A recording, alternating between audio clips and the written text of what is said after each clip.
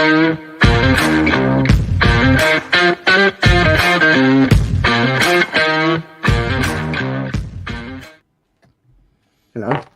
Hello. How are we? Very I good. just noticed how bassy that intro is. Just FYI, it nearly shook the whole house because I don't have my earphones in. I've discovered that the Killer Comic Show and all of the distributed shows have got the best intros. It's all the fun. I can't help me little head kind of starts jigging straight away. You know, it's just it's cracking. And the one on top of your shoulders. Yeah. Oh, that little head's always ticking along. You know what I mean? Yeah. Bish bosh. Andy, welcome back. You're all tanned up and looking lush. Oh, thanks very much. It's amazing what this ring light can do for you. Yes, glad to be back, guys. We had the family had a well-deserved holiday in Spain, so we enjoyed it, and we're already looking to book for another one. Right, that's the sign of a good holiday. Are you going to go back to the same place, or no? I think we're looking at Portugal, so that might be Nice. But then I've got a little trip to Dublin coming up as well soon. Meeting a couple of guys. So You'll not remember much of that. We'll just be drinking from I start hope to not. finish. Yeah. yeah, see, it's Mother's Day weekend, and trying to get out of that, my life's not worth it. Yeah. It's more than my The life. problem is you asked, Charlie. Yeah. That was your first mistake. Don't think I actually asked. I think my headphones weren't plugged in, and she kind of heard you. She gave you the look.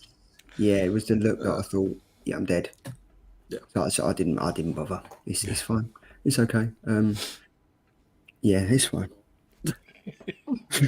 No, it's good. We got Thought Bubble to look forward to, and then we've got we've got that Toy Con. Yeah, That's the scale one to look forward to as well. End of March, that one. Yeah, looking forward to that one. That should be fun. That should be fun. So yeah, I can go and spend all the money that I haven't got because I'm not YouTube royalty like you. So there we go. Is this the one in Bolton? Yes. Yes. Yeah. Are you allowed in Bolton, Charlie? We'll soon find out. What's the radius on your little ankle bracelet thing you've got? I'll take it off that day. Okay.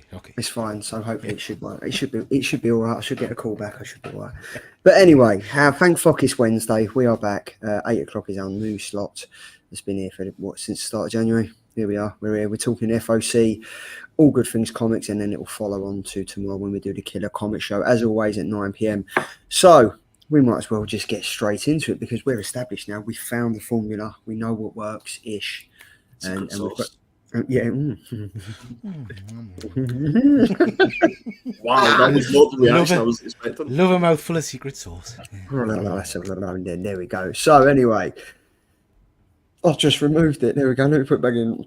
Thank FOC it's Wednesday. So this is where we go through the Slab Crusaders website, who we love dearly. We do our shopping and we buy our comics and CGCs and everything like that through. Can't beat it. And we literally go through their website and we pick our favourite top picks, our top number ones, our top covers, and we do some facsimiles. So to save you going all the way over to the website and streaming the thousands of comics James has, we're not telling you not to do that, but we're just we're making it easier. We've done a selection. You can head over there. You can go onto the Killer Comic Show tab, and you can see all the features that we've done on this show. And if you like them, it's easy for you to shop. And while you're on there, browse the rest of the website and buy until your heart's content. So up first, this is for the FOC coming to an end on the 25th of February, I believe. Is that correct?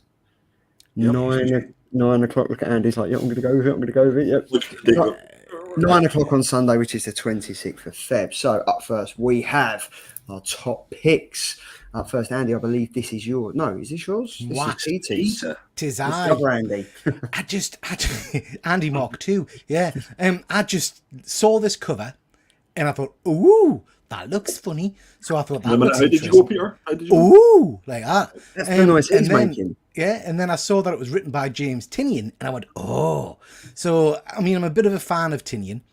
The artwork looked interesting, so I picked it up to have a bit of a read of the synopsis, and it just sounds right up my street. It sounds spooky and creepy. Distillery are putting out some interesting books. I have to admit, I've not been blown away by many of them yet. So I'm hoping this is going to be the one that I kind of really think, wow, this is cracking. It's got cover artwork by Martin Simmons, who also did Dracula and does Department of Truth, I believe. Yeah. So he's a very good artist. So yeah, I like the look of that. Synopsis says, for years, the mansion has sat strangely nestled into the coastline just a short drive north of Los Angeles. Rumours have haunted the place for years. Its owner, a titan of American industry with a strange fascination in the occult and the paranormal. For decades, the richest men and women in the country have whispered to each other, trying to understand what he was building alone in that mansion for all those years. And now, finally, with his death and his estate finally open for sale, they are eager to find out themselves. So I'm reading that and I'm thinking, spectrograph, that's going to be... You guys seen... is it 13 Ghosts? Yes, Where they wear yeah. they can see Yes. they wear the goggles. Yeah. And Yeah. that's what I'm thinking this is. I'm thinking the spectrograph, it's going to be some kind of machine where they can see the dead and the spirits or something. Yeah. I've got 2 comments. Number 1, have you ever thought about doing voiceovers, Peter? Number 2, did anybody ever buy a spirograph when they were younger? Yeah. Remember that thing where Yeah. you put the pen round that made all the designs? Yeah, Sorry. yeah, I did. Carry on. So, I mean, the answer to the first question, Andy, is yes. Yes, I have. Oh.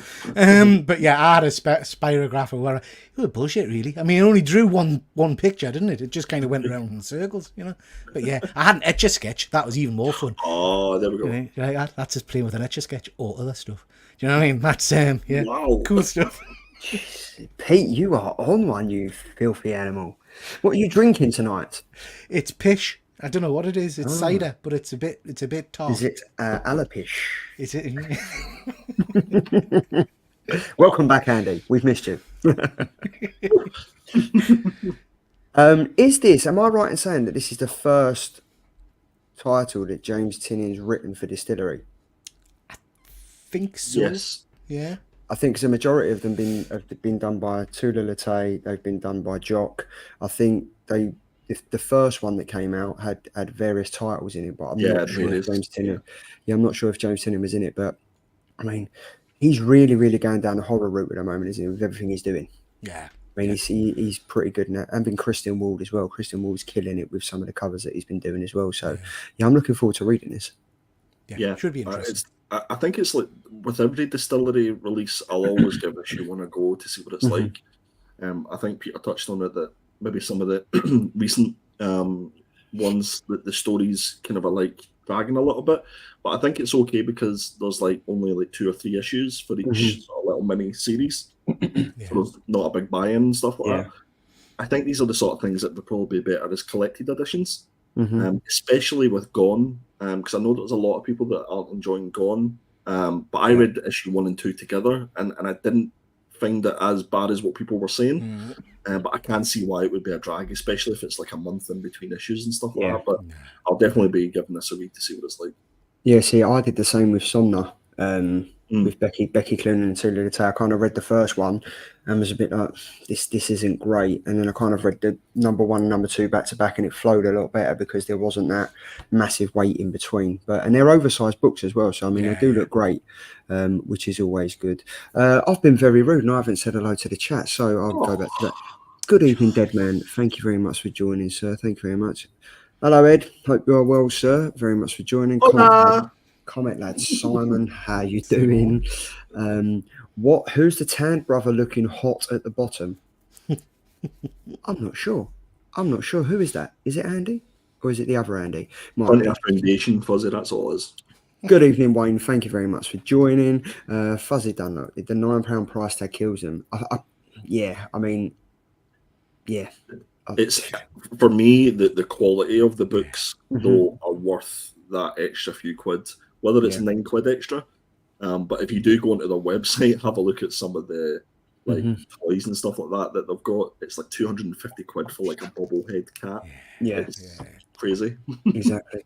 James Keegan, hello sir, how you doing? Fuzzy Dunlop, I don't know if I fancy another Martin Simmons comic so after Dracula. I think he's just doing the cover art, Fuzzy. I think the internal art's by Christian Ward.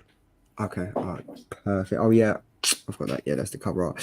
Dead Man has said how many pages? It's probably going to be about 45 pages. 45 to 50 pages or anything. Simon has said not finished that root beer off then, Peter, no? Got 2 bottles left, yeah. It's nice. There we go. Somna and Gone did nothing for me, says Fuzzy, and then Star Wars Visions has been delayed by another month. Comic delays really piss me off. Shambles. It's a bit of a shambles, really, isn't it? To be fair. I mean, the fact that this is Spectrograph is perfect for the fans of The Haunting on Hill House, which was awesome, and The Conjuring, which is The Haunting on Hill House is on Netflix and is wicked. Did you watch that, guys? Yeah. What was the one that they did the follow on? So I didn't see the second one. I can't remember why. But Haunting on Hill House. I don't know if you've gone back to rewatch it, Charlie. So after you've watched the series, check out Tinternet, because there's ghosts sneaked into pretty much every scene throughout the entire series. Really? So they're like standing in the corner, or the in the reflection of a mirror and stuff. So you've got to go back and hunt for the ghosts. So I did it for a couple of episodes, and it was really good. Yeah. Oh, wicked. Well, I'm going to be doing that. Yes. So I will be picking this up as well. Then we've got Andy. I know this one's yours. Man's Best. Yes, I went for Man's Best Friend by Pornsack Pichote. Go with it. What a name. Pornsack Peace Friends. And I've butchered that name, I'm sorry. And art and cover art is by Jesse Lonergan. And I think we mentioned this a while back. It's one of our sort of picks ones to look out for. It's Boom Studios as well. Boom Studios, we've been saying, has been quiet over recent, especially this year. But guys, if you've read Displaced, Displaced issue number 1, I really enjoyed that first issue. I don't know about you guys. Maybe we'll keep it hush hush in case it gets picked for a review. But I think Boom Studios may be getting its act together. There seems to be a big sort of love for this book, and I think it's sold out on Diamond, if I'm not wrong. But the synopsis reads: Homeward bound on an alien planet, Man's Best follows 3 emotional support pets living in the Starship Horizon, a spacecraft searching for a new planet to house a humanity compromised by bad decisions and corporate corruption. Sounds familiar. But after the ship crashes and their crew is captured, the loyal pets are their owners' only hope. Outfitted in outrageous mech suits, these 3 best friends must traverse a hostile world to rescue their owners, leaving the only hope for humanity that might not be worth saving in an adventure threatening to tear their friendship apart. I think it sounds quite interesting. I'll definitely be giving this one a go. What about you guys? I definitely will. I don't know if the market is now too saturated with animal books. You've got Animal Farm, you've got Animal Pound, you've got Man's Best. You had the one that was the independent one done by that was a kind of a take on John Wick. Good boy. Good boy. Yeah. I mean, they're all various different stories. But I don't know. I mean, we could say that about superheroes. Is it too saturated with superhero stuff? But yeah, this is interesting. I will give this a read. Pets in mech suits. Yeah. I can't not read that. Take my money. Yeah. So yeah, I'll be picking this. I'll certainly pick up the first issue and see what it's like. Yeah, definitely. I like the fact that the main character is a cat in the middle of 2 dogs. So it's Man's Best. Is that? It looks like a cat. That is a cat, no? Yeah, it's a cat, isn't it? That is definitely a cat, and if it's not, it's a strange looking dog. This is going to be interesting because obviously Man's Best Friend, people would associate that with dogs. It's Man's Best Friend. So yeah, could this be flipping it on its head? Who knows?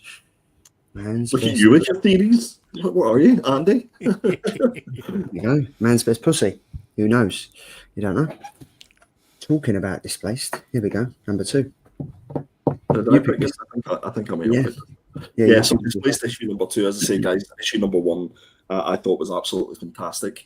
This is written by Ed Bryson and art and cover art by Luca Casalanguidi.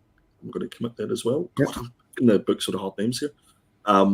The synopsis reads: the survivors of the Oshawa, Ontario disappearance are few and far between, and those that don't stick together continue to vanish without a trace. As it's without a trace. Down to the final 12, what will the remaining desperate group do to survive in a world where, by all verifiable means, they don't exist? So this will make that make it a lot more sense when you read issue number 1. But I love the twist in issue number 1 as well. Yeah. Where you think that it's the people that's disappeared, but they actually suggest that it didn't exist in the first place. Yeah. which I think is a really cool twist. I and feel thing. like I've seen this as a TV Yeah, there's series. been lots of TV versions. There was the 4400, I think it was. Yes. Was one. 400, Yeah. that's a great series. Yeah, really cool series. Yeah. I've not read issue 1 of this yet, so I'm looking forward to getting into it because I think this sounds like a cool concept to me. This was one of Andy's picks a couple of weeks ago, and it's awesome. I read number 1 and I was like, oh, do you know, I'm going to give it. I really, really enjoyed it. Yeah. And I mean, that's 2 comics now from Boom Studios that I've kind of been. Yeah, I'm going to look forward to this, but it's just wicked. The artwork's great. It's an easy read. It's interesting. It does make you think a bit, which is pretty good. So I mean, because issue number 1 just started with the whole bus thing, which was pretty interesting. You kind of think, oh, what's going on here? And then it kind of, the way it ended was like, okay, yeah, I'm invested. The discussion between the characters is key for issue number 1, because that's what keeps you interested, because it kind of it feels a lot more real life the way that they talk and go back. It's the character building's really good by Ed Bryson. Yeah, and there's some hard hitting bits in it as well, especially like I don't want to say it because Peter ain't read it, but involving the character on the issue cover there. So yeah, definitely looking forward to this one. This one comes out in the 20th of March. I've gone for this one. Right. What the shit? Baba issue number that? 64. Hold on. Right.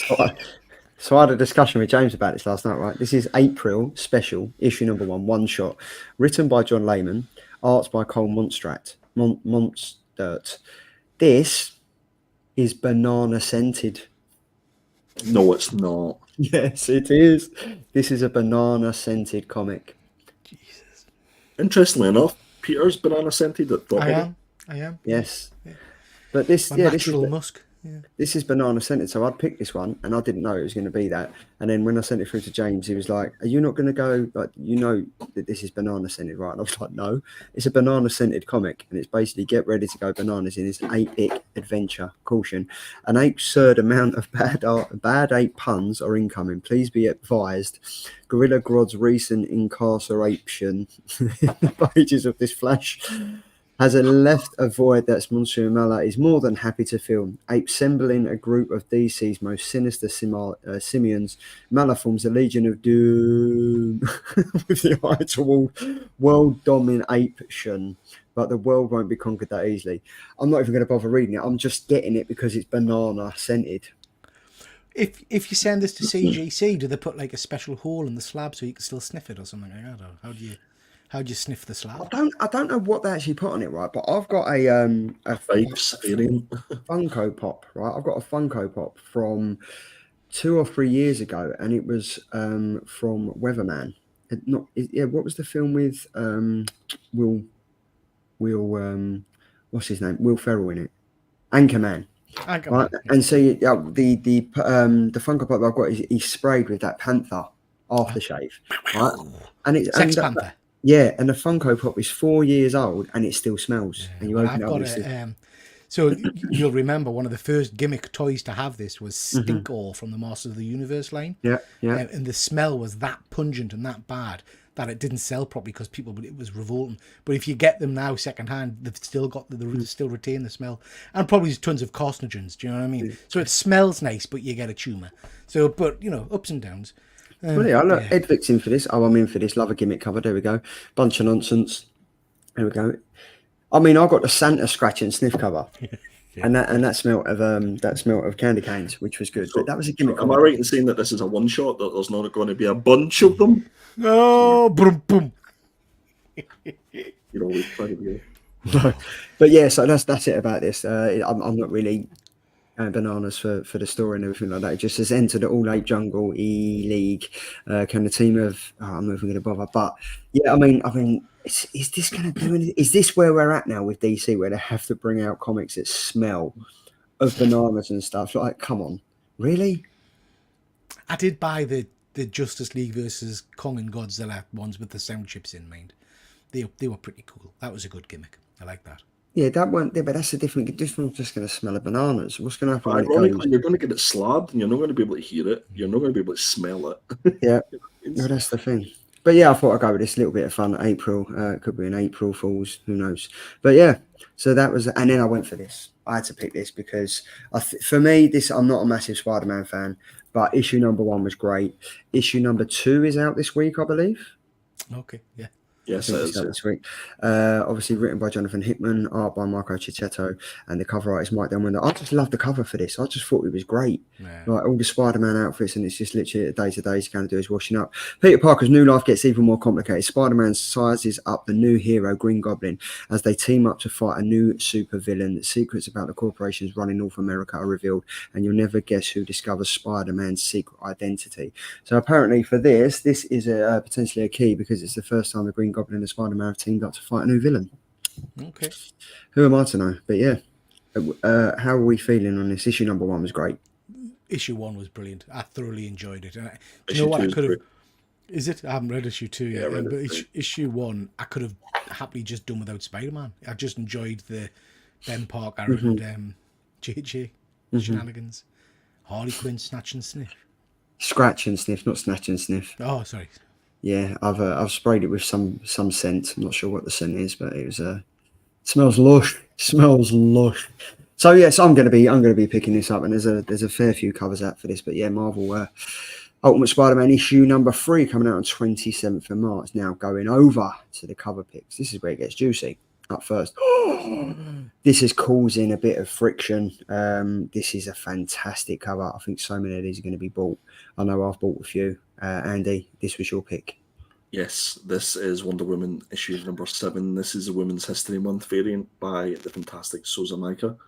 I love this cover. As soon as I saw it on FOC, I put Modern in for a couple of copies, and I'm very, very tempted to get a slab version of this as well.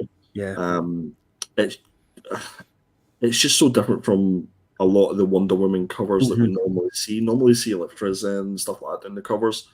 I just love the face. It's got that sort of 1960s kind of a vibe about it as well. Marilyn Monroe kind of. And at the back and the red just makes it absolutely pop. So I think this might be a cover that might go quite well at FOC. And if you haven't already picked it up, then definitely drop by Slab Crusaders. Why is it causing friction? No, I didn't mean causing friction. I meant causing like an uproar because it's doing so good. Like Got you. Loads of people. Like when I spoke to James yesterday, he said he's ordered so many of these, and he's already had like pre-orders in and stuff. I think it's just great. Stunning. Yeah. It is great. It is an awesome cover, and I think like the simplicity of the red background. That's Souza Micah's awesome though. Like, awesome. That's a great point by Fuzzy in the chat. It says it looks like she's should be painted in a plane. I never actually thought about that. It's like those old school. The motifs in the side of the World War. Yeah. That's excellent. That look awesome. So that's Wonder Woman issue number 7, and that's the Women's History Month cover D by Souza Micah. Staying on Souza Micah. Look at this. See, I chose this. I quite like this one. And when I sent this through to James, he was like, "Who has picked this cover?" And I was like, "I have." Me. The only thing letting it down is Superman's on it. Whoa. Not appropriate. No. I think that's a very cool looking cover. And I'm a sucker for a good Superman cover. In fact, for tomorrow's show, I very nearly picked a Superman cover, but I thought I would just get grief for it. But there's a stunning one with them shooting heat vision out. It's amazing. I think that's a tremendous cover. I think it's great. Patriotic as well, isn't it? Yeah, I like that. I thought it looked awesome. So yeah, this is for Woman Wonder. Yes, this is for a sister, Woman Wonder, issue number 7, cover A by Daniel Simperi. I think it's great, simple, nice. There's no logos or anything over. Probably the trade dress will have DC garbage all over it, but I like that, so I've gone for that one. Then there's this one. This is another Souza Micah. So total on the flip side of the coin. If you look at that, how she's done that, and then you come to this. That's just artistic talent right there to be able to do that, and it just looks. I've ordered both of these, and I like it. As soon as I saw this one, although there's a few things about this one that sort of caught me off guard a little bit. It feels like the whatever she's got her hands up against, she's kind of just given up and not like done anything with it. It's just that flat color. And it looks like a right eye. Yes, that's bothering us. I'm not sure what I think of the goggles. I'd rather they were both yellowed out, to be honest. It looks like she's like broken her goggles and taped on. It's covered over or something. Yeah, that's I noticed that straight away. But I mean, now I'm looking at it, you can't. I think you can just about see her eye, but even her eye looks weird. Yeah. I definitely prefer the Wonder Woman one, but I mean this And this is I think, Fuzzy's mentioned in the comments, he doesn't like. I think yeah, they're a little bit Nosferatu, aren't they? They're a little yes, bit kind of, yeah. yeah. No, they are. The eyes, yeah, that's it. See, look, the eyes are both a bit confusing in them. They are. I mean, yeah, if you look there, you can have a look after. You can kind of see the eyes and stuff. But yeah, this is Catwoman issue number 63. Staying on Catwoman, I think I chose it. See, I like a David Nakayama cover. I really do like David Nakayama. I've got a thing for him. This one does look the 1 in 20 does look better because it's a foil variant. There you go, Fuzzy, and it's a Virgin variant. But yeah, I like it. It's nothing special, but I do like it. This could have easily been an Adam Hughes cover. Yeah. Look at the face. That face is an absolute school of Adam Hughes. Yeah. And that she's obviously failing, but attempting the old Vulcan kind of salute there, isn't she? That's what's going on with that hand. She's surrounded by Vulcans and she's trying to do the, but ballsing it up. Yeah. Disappointing. Yeah, I mean, I quite like that. All the hands are trying to grab a piece of the cat. It looks like she's been thrown in somewhere. Yeah. You know? But yeah, David Nakayama. There we go. And then, So I did a shameless plug. I did a show the other night. Of course I did, as every night. I did a show the other night, and Fuzzy commented about wanting to go back to the MCU and get back to kind of Savage Hulk and get rid of the bloody intelligent version of Hulk. And then as we did the show afterwards, I was flicking covers for this show and just spotted this one, and I thought, yeah, that's what I want from my Hulk. I want almost like a monster. Do you know what I mean? A scary, shit your pants kind of creature coming at you. And that's what that cover gives us. I think it's a lovely looking transformation. The Hulk looks absolutely terrifying in it. The colour works great. I'd love it as a Virgin variant. I don't think they do a Virgin variant on it. But I think it's a great cover. It's a great bit of art, actually. I just love the fact that he's changed. You can see the 4 stages of him changing, which I think are awesome. I'm loving this. I've been reading this. This is Philip Kennedy Johnson, and it's gone back to the old school Hulk. Yeah. Like, obviously, I think we speak like Al Ewing knocked the ball out of the park with the Immortal Hulk, and that was like that's a comic story for the ages. And then was it Donny Cates that jumped on it to do it next? Hulk on it. Yeah. That was where he was teaming with. Was he teaming with Ram V on that one? Or was it? No, that was Venom, wasn't it? Ram V and Al Ewing were doing that. Yeah, and then it's gone back to this, and this is again. It's just told the story. It's just wicked. It's just so good. Like Philip accessible, isn't it? Yeah, because you can pick up normally each issue's Hulk finds a monster, hits a monster, kind of. It's almost a one-off with an overarching plot, but it's easy to read. Not like some of the books these days where you need, like, Christ, trying to read an X-Men title. Yeah. You need, 15 years worth of information behind it. So, yeah, I'm agreeing. And I'll go back to say what I said on a show me and Andy did a little while ago. A couple of issues ago, they introduced a version of the Ghost Rider in this series, which I absolutely loved.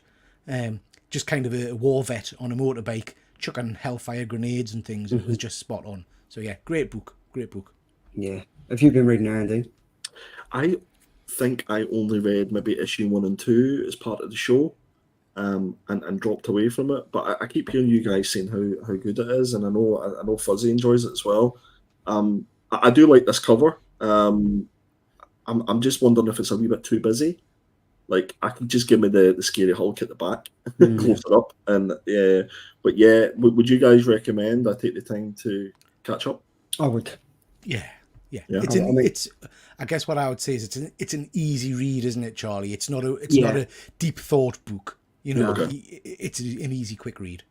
Yeah, and then I think there's a part in it. I think it's issue 2 or 3 where there's like a wood scene, and it's wicked. It's awesome, and you can kind of understand. Like, it is a really, really good story. I am loving when, like, the Ghost Rider and stuff. I'm still sticking by the thing I said on your channel, Pete, that the best new Ghost Rider would be Doyle Dormammu. I think that would be from Strange Academy. I'll tell you what, if that happens, I think that's totally left field. But yeah, Hulk, like the Incredible Hulk, it's a story that I'm enjoying reading again, like Thor. Yeah. Who is it? Is it Joshua Williamson that's writing this? No, it's Philip Kennedy Johnson. But okay, because I was just thinking, could we get? Can you imagine having our man Kodransky writing Incredible Hulk? and drawing it. Yeah. Take my That'd be money. insane. That would be insane. But I mean, but obviously Marvel and DC, we say this like week in, week out, that they're obviously at the front of it. But like when they do stories like this and they just invest time telling good, solid stories that they're not looking to gain anything from, to me, I think that's where they do their best work. Because this, again, yeah, it's telling the story of the Hulk and everything and Bruce Banner and everything, but it's just a great story. As Pete, you said, it's not going to win any awards and stuff, but you can sit back, read it, and you can find out what you want to do, enjoy it, and that's it. I mean, what more do you really want from a comic with the Hulk? Yeah. So, what variant is the number 10? I don't know. I think this is just the standard cover A, isn't it? Yeah, I think this is just the standard cover. I might be wrong, Dead Man, but I think this was just cover A. Okay. We'll find out and we'll let you know. So yeah, so that's that. And then I've had to go in with these because I'm collecting these. I'm collecting them. I'm not the completionist in me wants to get all of them, but the bank balance is saying no. Because so many of them, to be fair. I'm so glad I did. Like, there's been one or two that caught my eye, and I thought, you know what, that looks quite nice. There's even been ones that they haven't actually revealed the face on it. And I'd imagine it's probably because of spoilers. I actually think there's maybe one or two that are out that haven't been revealed this FOC, so maybe check those out. But I'm so glad I didn't touch these because there's just too many. Well, James said the same to me last night. He was like, "Oh yeah, I bet you're glad you didn't add all these to your pull list, like subscribe to them, because some of them are okay. I mean, I think I've seen 3 Wolverine covers so far, and they're in all different things. Like it's going to open up a can of worms, and I'm just going to kind of stick to the specific ones that I want. Yeah. I want to complete them all, but I'm never going to be able to do that, and I don't think I'd want to. I don't think I've got the room. But yeah, Edge of Spider-Verse issue number 2, cover up by Mark Brooks. I do like them, and I think they'll look good just in like top logos behind me and stuff. So yeah, I'm for that one. It seems to be iconic now. Every single FOC we put this in. I think what was it the week before? Iconic and annoying. One of the two. Well, Pete, I think 2 weeks ago, like the whole covers was just every single one. I was like, I like this one. Might as well. Why not try that one? Deadman says, what letter is number 10? He says variant edition under the legacy number. Fuzzy said it was C, I think, and Deadman says, "Or my old eyes are seeing things." Thanks. Yeah, Fuzzy. I definitely. I don't think it's the main cover. I had a wee look at Slab Crusaders there, but it doesn't actually say. So if you look up League of Comic Geeks, Deadman, you'll be able to find what cover it is. Right, so that was the covers out of the way. Now, top number ones. This could be some talking points. So here we go. Now, normally we've got a group chat where we kind of just put our top number ones in, our covers in, our number, our top picks, and the facsimiles. Peter sent in about 627 comics and didn't leave any for anyone else. The best of it was, though, Peter will always say, "So what is it you need from me again, guys? You know, I'm a busy guy here. You know, I'm YouTube royalty. What is it you need? Well, tell me exactly what we need." And then he just spews loads of comics into the chat. And it's in about 2 seconds, so he's obviously got it already lined up. And he's just, "Oh, what do you need?" Like printing money. So go on, Peter, talk us through this one.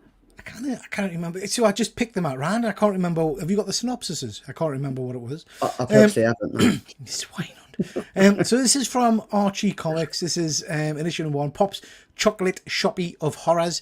I think I just saw the covers and thought, yes, that looks very, very cool. I did look at the synopsis at the time, and it sounded very much like Ice Cream Man to me. Would you like me to read it out for you, Pete? Yeah, I'm trying to remember. Is it like it says something about we'll finally learn what the secret ingredients are or something in his horror shop? It says Pop's Chocolate Shop has been around for what feels like forever, but how? In his thrilling horror anthology, we learn just how Pop's infamous malt shop came to harbour such evils and the cursed deals he makes to ensure his doors always stay open. From the full creative team that brought you the last year's successful Pop's Chocolate Shop of Horrors, we learn the nefarious origin of the beloved hometown haunt, with stories filled with shady business deals, carnivorous plants, and the horrors of a small business owner shop. This sounds wicked. Yeah, it sounds right up my street, that. Yeah. I think the cover there is amazing. I'm loving the cover. Andy doesn't look convinced. Andy, you not fancy this one? It's because there's ice cream there. Yeah, that's what it is. Yeah. That and fresh meat as well. Yeah. I think it looks cool. It looks pretty interesting. Yeah, I'd give this a read. The only thing that worries me, though, is there's about 10 writers on it. There's about 10 artists, and I think 3 people did the cover art on this. It's just, is it going to be like a combination of absolute shit? I've actually just noticed there's a tongue in the sandwich and there's fingers in the Mm-hmm. fries. Yep. Yeah, and there's an eye in the ice cream with the Oh, peas. Nice. Yeah, so that looks quite nice. Yeah, why not? Tasty, Yeah, tasty. I'll give that. It's no humbaba, but Well, we'll no, give it a read. We'll give it a read. That comes out on the 20th of March. nobody's wanting to know Has the when it writer of comes out. Humbaba been in touch yet? No, No restraining order. no. I think Dead Man bought about 30 copies last week. So Sold out, yeah, surely. why not? That was it. It was it. There we go. Sam and Twitch. Yes, Case file. yes. This was my pick, so I'm really looking forward to this one. This is Sam and Twitch Case Files issue number 1, written by Todd McFarlane, and Simone Kudranski's doing the artwork on this. I love my Spawn, and Sam and Twitch are well-known characters from that universe. There's not a lot to go on with the synopsis. Your fan favourite detectives are back in their new ongoing series, Sam and Twitch Case Files. From the world of Spawn, acclaimed creator Todd McFarlane and artist Simone Kudranski bring you a tale of murder, intrigue, and deception in this noir crime drama. I'm all in for this. If it's only just for the artwork by Simone, I'm in. Do you know who they remind me of? Them two people on the front. They remind me of Jim Gordon. It's me and you. It's me and you, Charlie. Which ones? Well, I'm clearly the fat one. Jesus Christ. Come on, Peter, keep up. See, I thought Charlie was Spawn, you were the one with glasses, and I was the... Oh, no. That's Ed Vick behind us going, woo! Woo, woo. Is that Simone's artwork on the cover? Doesn't look like... No, I don't think he's doing the... I don't think that's his cover art. No, I think it's Todd McFarlane's. But yeah, that just reminds me of Butch and James Gordon. It looks very much like Constantine's got really, really fat. It's like Sean Gordon Murphy-esque. Yeah. But I'm looking forward to reading this. Yeah, it's that'd be interesting. And is this a one shot or is it? No, this is ongoing as far as I'm aware. Oh, cool. Okay. Cool. Sam and Twitch, Case Files, X Files meets Spawn. Interesting. I've gone for Morning Star. Not Morning Glory, Morning Star. Now this one is Lookout, 1956, Kunatire National Forest, Montana, where smoke jumper Nathan Garrett perishes in a raging wildfire. His surviving family's hopes and happiness turn to ashes. Now, 1 year following Nathan's death, wife and mother of two, Jolene Garrett, take her crumbling family to the Morning Star Lookout, seeking solace through closure, to scatter her husband's remains. But something far beyond the reach of their wildest imaginations waits Garrett family in the Montana wilderness, in the wilderness, something more powerful than her anguish and torment, something that transcends space and time. No telephones, no electricity, no technology, no transportation, no escape. Interesting. Ones where you need an encyclopedia brain to work it out, and there's no. Is anybody else getting those vibes? Or was it just the way that Charlie explained it? Just with Charlie. No, it sounds probably complex, doesn't it? It does sound a little bit complex, but yeah, it sounds interesting enough. I'll definitely give it a go, I think. And it's Mad Cave Comics. Yeah, I quite like Mad Cave Comics. I think they do some good stuff, don't they? Yeah, so they yeah, do. I'll give them a shot. They do. And now, look, Dead Man has said, I'm looking forward to my one issue of Hubba. Whatever it was. There we go. Oh, look, the buff man is back. Oh, look at this beautiful humans I find on my screen. There we go. Very welcome, Tom. Hope you are well. Kevin Keane cover. Oh, right. Okay. For this one. It's on Twitch. He's doing a lot of stuff at the minute for Todd McFarlane. Okay. Coolio. So yeah, Morning Star. Tim Daniel, David Andre, Marco Finnegan. See, I do want to read this comic, but I think it's just going to be potential shit show. I hope not, but yeah, I do like the way Charlie. Positivity. Yes. I do like the way they've got the character on the logo, though. That's pretty cool. I wonder if they're going to follow through and have them on different logos. Yeah, that'd be cool. Yeah, that'd be pretty cool. So that's Morning Star issue number 1. Then we've also got X-Men 97 issue number 1. Pete, I believe this was your pick. I kind of Yeah. picked this as well, so we can kind of tag Just team looks this. amazing. I mean, have you seen the trailer? You've seen the cartoon trailer? Yes, yeah. Oh, when Cyclops says to me, "My X-Men," honestly, I nearly died. I'm hyper for this, and it's silly because I shouldn't be. It's a bloody, it's a cartoon, but well, what am I saying? I'm a geek. I love cartoons. I hope this is as good as I want it to be, if that makes sense. I hope it kind of updates but keeps the feeling of the old cartoon.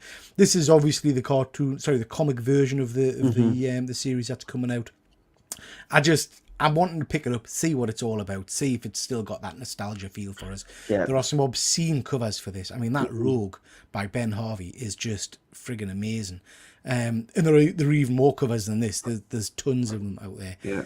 I think it's going to be a stunner. I think it's going to be a real cool book. So yeah, looking forward to picking this one up. See, my favourite cover so far is the main cover by Todd Nauch. Yeah, I just think that's the obviously it's the iconic one, but then the Russell Dalton variant, because I could just see that if there's all like 3 or 4 different issues with that coming out, as that being a connecting poster type of thing, it looked great.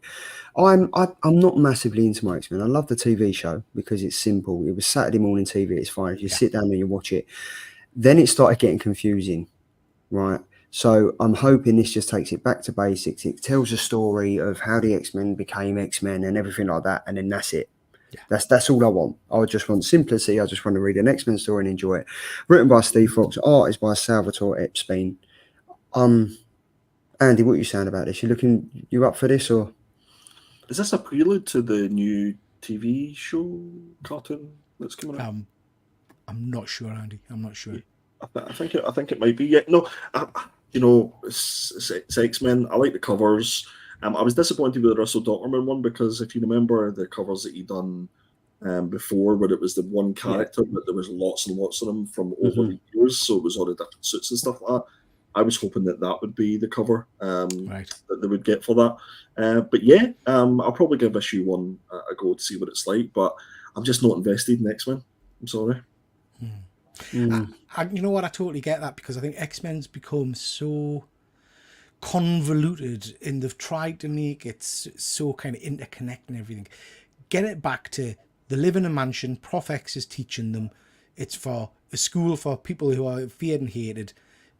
That's as complicated as I wanted. Do you know what I mean? Just take it back to basics for us.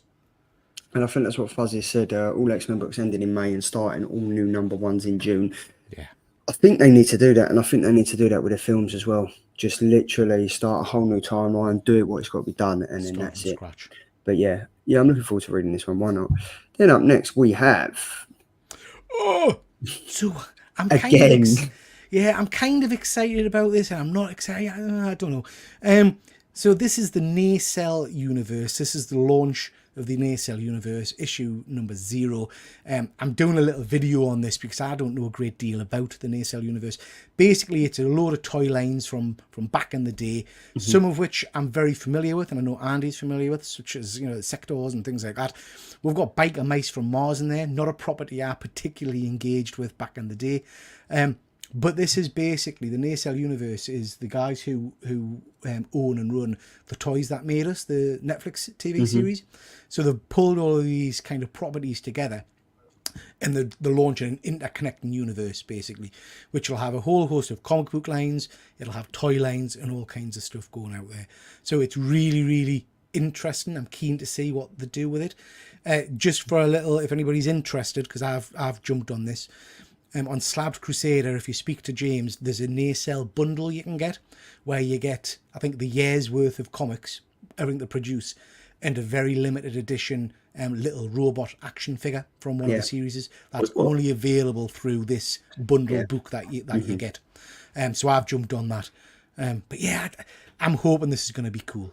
How much was that, Peter? Cool. Tell me. £89, I think it was. But you get in total...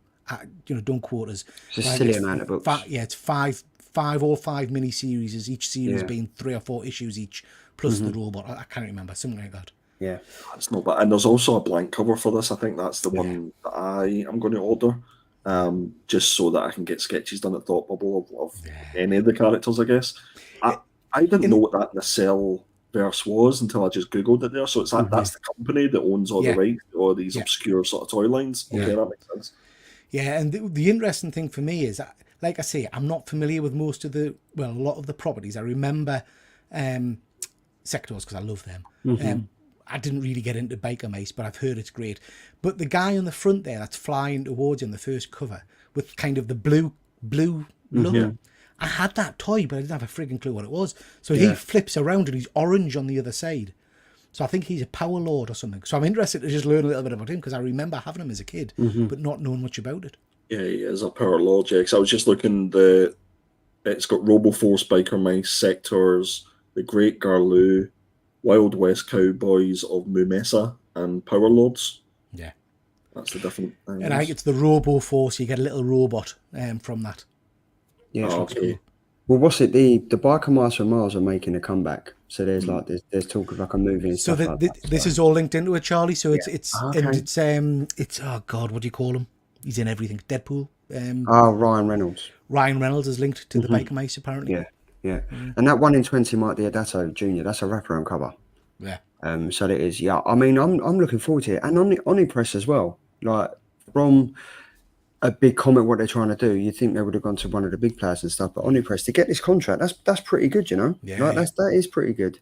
That comes out on March the 19th. I'm looking forward to this. This is like Biker. I used to love Biker Mice from Mars. The Rock's doing the voice for one of the animated series as well. Oh, really? For Cool. RoboForce. So this could be one of those ones you want to get in early to these books because I think these make it fly up in price when people realise what they are. Yeah, definitely. So that's the Nacelliverse issue number 0, which comes out on 19th. Andy. Yes, another book by Distillery. This is White Bolt issue number 1, written by Scott Snyder and artwork by Francesco Francavilla. Normally whenever those two work together, you get some good stuff. And I don't think this is anything different. The interesting thing about these covers, and I think with all the Distillery books as well, is that you only really get the full beauty of them is when you open them up, because it's normally full wraparound covers that they do, front and back, that makes one large picture. So that's something, especially for that Ryan Stegman variant. I think that's what they've done for that. So this is a new series debut from the acclaimed team behind Detective Comics and Night of the Ghoul. Comes a modern horror classic. White boats are the mega yachts that the super rich use to traverse the globe, floating islands where your every desire can be fulfilled, and getting invited on board one should be a dream come true. That is until the crew traps and transports you to a remote island where secret cults have existed for millennia, working on something called the Human Project. Does the white boat ship you to paradise or sink you into hell on earth? It says it's for fans of Hereditary, The Host, Jurassic Park, and the island of Dr. Maru. I'm all in for this one, guys. I don't know about you. Yeah, love it. I think it sounds fantastic. I used to watch the TV program. Was it The Island of Dr. Moreau? I used to watch that. I used to love that. That was wicked. But this has been floating around. Like I think Andy. Floating around. I like that. I like it. Yeah. Excuse the pun, Pete. I think you picked this as your top pick a couple of weeks ago. Yeah. So I'm not sure if the dates have been put back, but yeah, like Scott Snyder and Francesco Francavilla. That's a pretty good team to have, and I think it's going to be interesting. I like the fact that synopsis here, boys. Yeah. Fuzzy must have been reading. It must be a Scottish thing. Read my mind. It was that just passed when I was reading the synopsis. I was like, wait a minute. No, it does sound a little bit. It does sound a little bit Epstein-y, doesn't it? But I'm loving the fact that Distillery are now kind of spreading their wings, and they're going away from, like, because a lot of it, as I mentioned, was Tulilate, it was Jock. I think Ranvi's got a few bits coming out now. You've got Scott Snyder, you've got James Tynion. So I think we're going to see quite a few of them coming out now. I think Christian Wall's got one planned, so it's going to be interesting. When I did the interview with Chip Mosher, he said they're literally 2024 is when they're going to be pushing the boundaries and literally taking no prisoners. So it's going to be interesting. So yes, stay tuned. As part of that Distillery team, I'm really looking forward to seeing what he actually brings it, because I think he's a fantastic writer. 100%.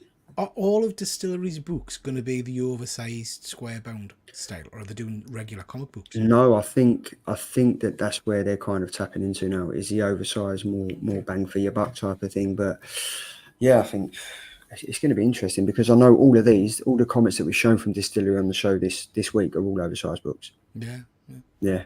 But yeah, Distillery White Boat issue number 1.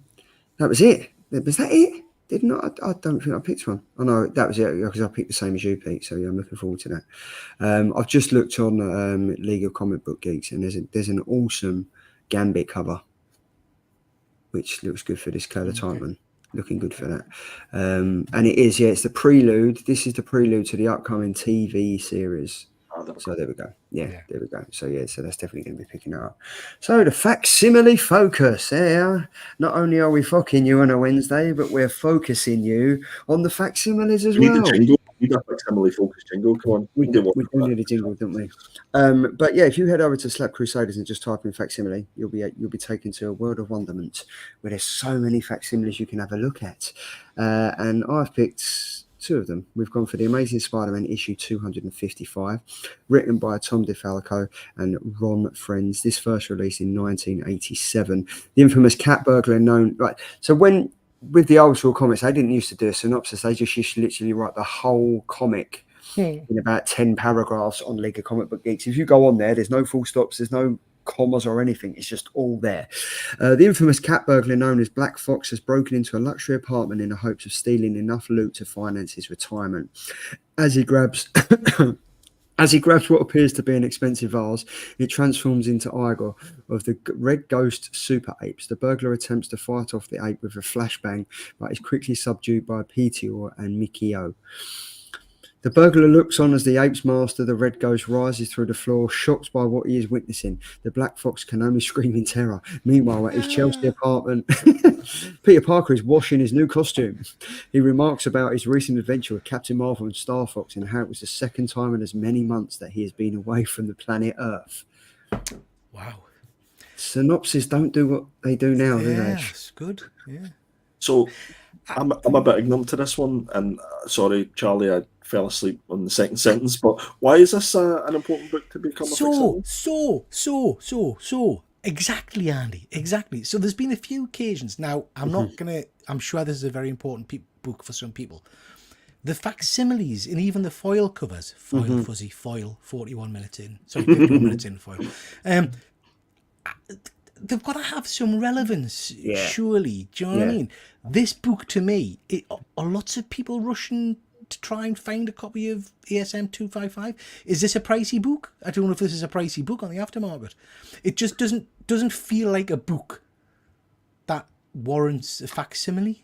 But maybe I don't know something about it. Maybe it's just the first appearance of the Black Fox. Yeah, it's a $10 high, according to a well-known app. So, why? What's the point? Like, I don't. And no, I think this is. They've got this, and as you say, they've got a foil cover as well. So, no, I totally get what you mean. Like, if like some of the facsimiles that I've got, there is like Hulk 181, and stuff like that. But it's of a good comic. I don't see the point of this. Do you know what I mean? I mean, like I say, it might be someone's favourite book. It doesn't. It's not a one I would rush out to get. That said, they'd have it surely at $10 for a near mint. That said, the foil of it might look nice with the black shiny and white. I don't know, but it's not a one I'd rush out to get. No, definitely not. So with that as well, we've got the Uncanny X-Men issue 130. Now, this was written by Chris Claremont, and the art, with the penciling, is done by Terry Austin. Back in the day, they had pencilers, they had inkers, they had sub-writers, they had everything. Phoenix and Cyclops are on the hunt for a new mutant when they are attacked by a group of mandroids who are eerily familiar with their power sets, plus Kitty Pryde escapes. See, this makes more sense, doesn't it? First appearance of Dazzler. So, that makes more sense. And timed April time, Deadpool movie second Kitty Pryde, second Deadpool. She's rumoured to be in Deadpool, isn't she? So, I've sold so many of these guys on the aftermarket in the last sort of 2 months that it's frightening what FOMO will do to people. Oh, absolutely. Really? Everybody's Everybody's jumping on it, aren't they, thinking that it's going to be a mega key. Same as the copy of Secret Wars that was in the Deadpool trailer. Pete, it's like you knew what slides were coming because there we go. Marvel Superheroes Secret Wars issue number 5, written by Jim Shooter and penciling by T. Bob Layton. Bob Layton. Bob. It's Bob Layton. To Bob to his mates. To Bob to his mates. The villains have the upper hand. T. Bob. The villains have the upper hand as they plan their final strike. Galactus. Galactus' mysterious Virgil comes to a surprising end. Galactus says, shut up. Galactus says.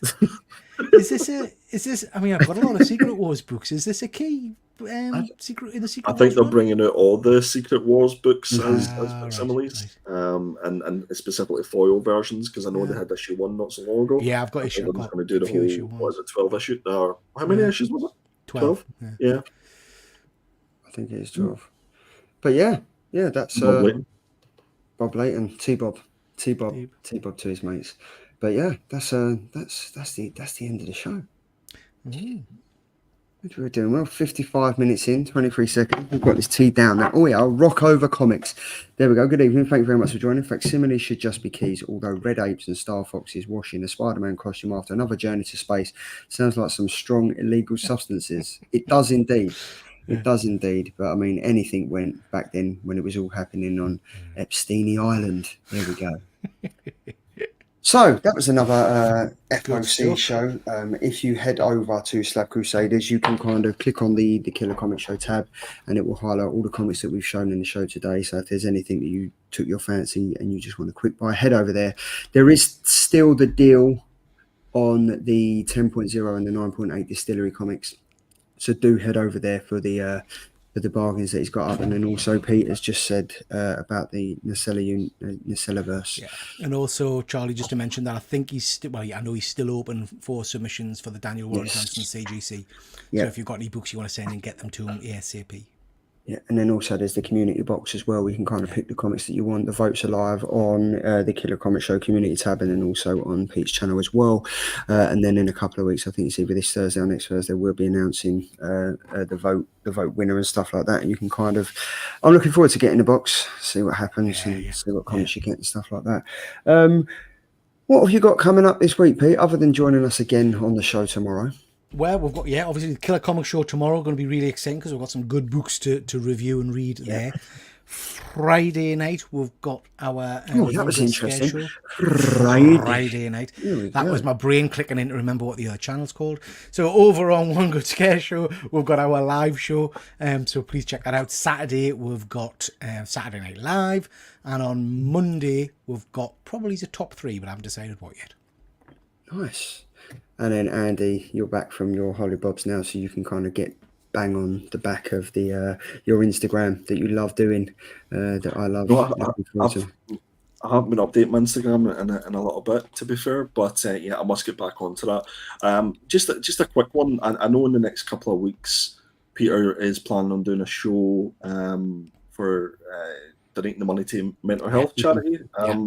So this box here, I am in the process. This one here, I'm in the process of filling that up with books. Now there's going to be nothing special in there, but it's just going to be about over 100 books. And on the night, we're going to do, I think, some auction of some books, and you can donate to the mental health charities on the night. And anybody who does donate on the night will be put into the spinny wheel giveaway thing with Bob, and they'll win this box of comics. Fantastic, Andy. I'm just trying to look. I haven't got my slide in front of us. Remind us, Andy. I think that's 4th of March, Monday 4th. No, it was a Friday. I think it was a Friday, but I think it was TBC, I think. Yeah, Friday, 1st of March, I think it was. So far on the channel, from Super Chats and from ad revenue and all that kind of stuff, we've got around about, I think, £100. So that's a fantastic start. Yeah, and on the night, we'll do some auctions and things like that once I've worked out how to do it. And Andy very kindly donating some comics, so that's great. So yeah, lots going on that night. Great stuff. And then we are back tomorrow with the reviews of the Deviant issue number 4. And what was the other comic? Transformers. Oh yes, Transformers. Issue 5. Issue 4. There we go. Look at that. We've only got 2 issues, or we've got one or 2 issues left before Daniel Warren Johnson stops doing the art and stuff. So yes, looking forward to that. Slab Crusaders, better late than never. Evening, folks. I think I've maybe missed this show, but we'll catch the rerun. Arsenal Champions League. It's been too long. I was gonna say, Charlie, you're missing the Arsenal game. That must be. I know I am, which is why I kept looking over at my phone. But I love you guys too much to, you know. So yes, Man, this road to 1,000 subscribers, you'll do anything. solid, absolutely solid. But yes, another good show. We shall see you tomorrow night at 9 o'clock, where we will have killer covers, killer picks, killer indies, and possibly some comic reviews. Why not? Might as well do that. Yeah, why not? And we'll have some pickups. Andy's been back from holiday a week, so he's probably been out hunting for the past 4 days, trying to pick up something. So yeah, tune in tomorrow for a 3 hour and 20-minute comics pickup conversation show. So why not, guys? Thank you very much for joining. Catch up on the rewind. Here to Slab Crusaders. Make sure you check out this guy on YouTube, and make sure you check out this guy on Instagram. And you can check out me if you want. It's fun. It's all good. All good in the hood. Someone's got to. You love me, really. Goodbye.